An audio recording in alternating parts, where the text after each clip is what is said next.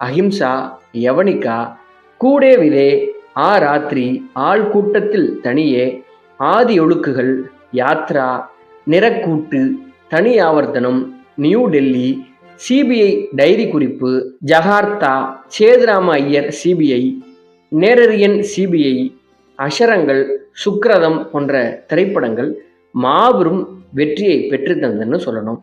இவருக்கு தேசிய விருதுகள் பெற்றுக் கொடுத்த ஆண்டு 1989ஆம் ஆண்டு டி ஹரிஹரன் இயக்கத்தில் வெளிவந்த வடக்கன் வீரகதா மற்றும் 1990ஆம் ஆண்டு கோபாலகிருஷ்ணன் இயக்கத்தில் வெளிவந்த மதில்கள் திரைப்படம் மம்முட்டியின் திரைப்பட வாழ்க்கையில ஒரு மாபெரும் வெற்றியை பெற்றுத்தந்தது என்று சொல்லலாம்.